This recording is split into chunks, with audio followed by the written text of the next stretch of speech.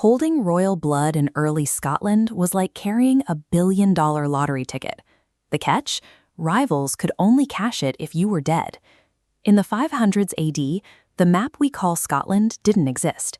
Alba was a fractured landscape of mist-covered mountains split between warring Picts, Gaels, and Viking invaders. In a world this violent, a leader couldn't rely on a crown alone. Early rulers faced a binary trap. If a king left his throne to a child, that child couldn't lead a shield wall, and the Vikings would overrun the kingdom. But if the throne went to an outside general, the family lost its grip on power. For 1,000 years, the Scottish crown worked to code a functional algorithm for succession. It was a process of trial and error with a massive body count. Heredity provided the claim to the throne, but the dynasty only survived because it engineered a ruthless legal system to protect it. The first system was tanistry. Power didn't go to the oldest son, it went to the strongest adult male in the family tree. The nobility elected an heir from a specific blood pool called the Derbfine, a group of men whose great-grandfather had been a king. The inauguration was a physical contract with the earth. The chosen heir proved his connection to the land by stepping into a carved rock footprint and sitting upon the stone of destiny. Tanistry ensured a warrior was always on the throne, but it contained a fatal bug. It gave ambitious cousins a legal reason to assassinate the sitting king to speed up the next election. The historical Macbeth is the perfect case study. He was a warlord exercising a legal right under tanistry when he removed a weak and incompetent King Duncan. This system kept the Vikings at bay, but the trade-off was a permanent state of civil war within the royal family. King David I eventually patched the system with primogeniture.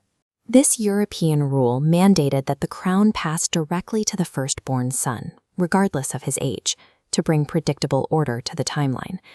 Predictability came with a price. Scotland entered an era of child kings, where infants inherited the crown and powerful nobles fought for decades to act as regents. This created the problem of the spare.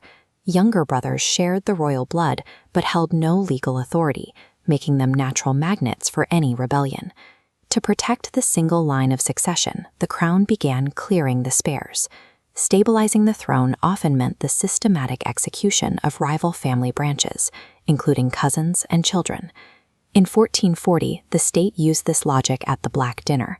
2 teenage heirs of the rival Douglas family were invited to dine at Edinburgh Castle with the 10-year-old king. During the meal, a black bull's head was dropped on the table, the signal for their immediate execution in the courtyard.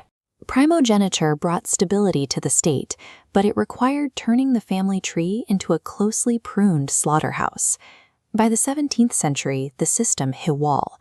Religious reformations and a rising parliament meant the public would no longer accept an absolute monarch who claimed to be above the law. As other monarchies fell to revolutions, the Scottish bloodline survived through a massive trade, surrendering executive power for symbolic influence. This created a 2-part state. The efficient politicians run the government and take the blame. The dignified monarch remains insulated, a permanent symbol of continuity. Queen Victoria leaned into this role, rebranding the monarchy as a patron of Scottish identity. She adopted tartan and local traditions at Balmoral to connect the crown directly to the land. This strategy is why the lineage remains unbroken today. When you see King Charles III at the Braemar gathering, you're looking at a bloodline stretching back to the original managers of the Bruce dynasty.